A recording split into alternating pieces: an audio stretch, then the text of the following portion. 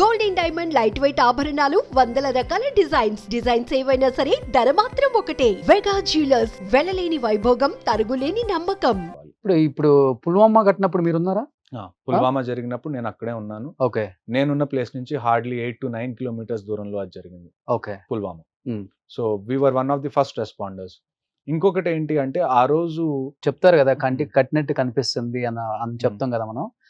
అది ఇప్పటికే పుల్వామా అని పేరు చెప్పుకోగానే మీకు అది వెంటనే మొత్తం నాకు వచ్చేస్తుంది అనుకుంటా సార్? అన్నిటికన్నా ఆ రోజు బాధ అనిపించిన విషయం ఏంటి అంటే ఈవినింగ్ నేను ఒకసారి నా అకామిడేషన్కి రాగానే నాకు సిఆర్పిఎఫ్ నుంచి ఫోన్ వచ్చింది. ఆ రోజు 44 మంది సిఆర్పిఎఫ్ మన జవాన్లు చనిపోయారు.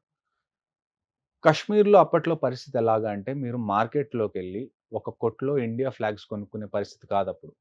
ఓపెన్ గా ఇండియా ఫ్లాగ్స్ కూడా అమ్మేవాళ్ళు కాదు. మేము మా దగ్గర కొన్ని రీజన్ ఏమైనా ఉందా సార్ దానికి? ఎందుకంటే టెర్రరిస్ట్ కదా. ఇప్పుడు మీరు ఫర్ ఎగ్జాంపుల్ మీది ఒక షాప్ అనుకుందాం కాశ్మీర్లో, Hmm. మీకు ఇండియా ఫ్లాగ్స్ పెట్టి అమ్మాలనే ఉంది. కానీ టెర్రరిస్ట్కి తెలిసింది అనుకోండి మీ దగ్గర ఇండియా ఫ్లాగ్స్ ఉన్నాయి అని చెప్పి, వాడు ఎప్పుడు సైలెంట్ గా వచ్చి ఎప్పుడు మీ మీద ఫైర్ చేస్తాడో మీకు తెలియదు. మీ మీద వచ్చినప్పుడు ఆర్మీ అక్కడే ఉంటది అని చెప్పి మేము గ్యారంటీ ఇవ్వలేం కదా. ఆర్మీ ఏంటి పెట్రోలింగ్ చేస్తా తిరుగుతూ ఉంటుంది. టెర్రరిస్ట్కి ఎంత టైం కావాలి? గట్టిగా వాడికి 3 to 4 seconds కావాలి. నేను చెప్పాను వాడు ఒక పిస్టల్ తీసుకొని వస్తాడు బైక్ మీద సైలెంట్ గా, మీ షాప్ దగ్గరకు వస్తాడు, మీ మీద ఫైర్ చేస్తాడు, వాడు పారిపోతాడు. ఇండియా ఫ్లాగ్స్ అమ్ముతున్నాడని. అమ్ముతున్నాను. సో దొంగతనంగా అమ్మాల్సిందే. అసలు అమ్మేవాళ్ళు కాదు ఎవరు. ఆ. ఫస్ట్ ఏంటంటే చాలా వరకు లోకల్ సెంటిమెంట్ ఇంతకు ముందు ఆర్టికల్ 370 ముందు టువర్డ్స్ పాకిస్తాన్ ఉండేది.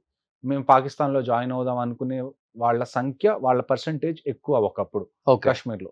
ఇప్పుడు ఆర్టికల్ 370 తీసేసిన తర్వాత ఎప్పుడైతే మనం కొద్దిగా డెవలప్మెంట్ చేసి మనం ఆపర్చునిటీస్ ఇవ్వడం స్టార్ట్ చేసాం, ఇప్పుడు వాళ్ళు కొద్దిగా నార్మల్గా ఆలోచించడం మొదలుపెట్టారు.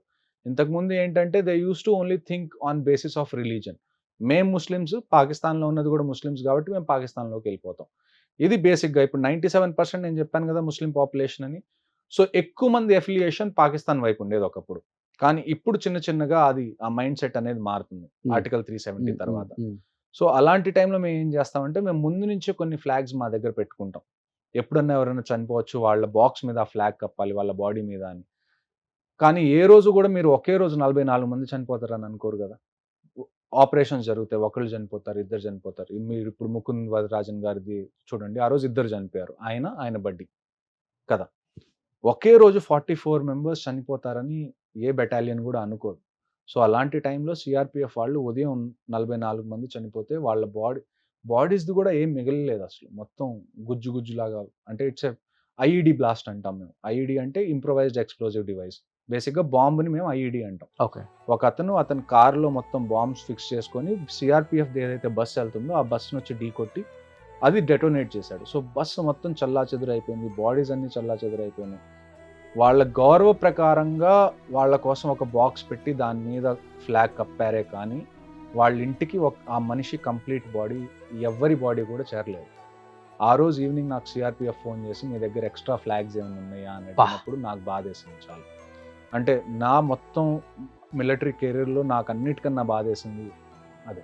That is the most painful day for me. అది దానికి ఫస్ట్ టైం గ్రౌండ్ మీద దాన్ని చూడడం, మళ్ళీ ఈవినింగ్ ఇలాంటి ఫోన్ కాల్స్ రావడం కొద్దిగా టఫ్గా ఉంటుంది. కానీ that is what it is at the end. నిజంగా అనుకోం కదా 44 ఫ్లాగ్స్ ఒకేసారి అవసరం పడతాయి అని అనుకోరు. వాళ్ళ దగ్గర ఉండుంటాయి, వాళ్ళ దగ్గర ఎన్ని ఉంటాయి, 5 ఉండుంటాయి, 6 ఉండుంటాయి. ఎవరైనా జమ్మూ నుంచి వస్తుంటే తెప్పించుకుందామని అని అనుకుంటారు, ఎవ్రీ వీక్ తెప్పించుకోవచ్చు కదా అన్నట్టు.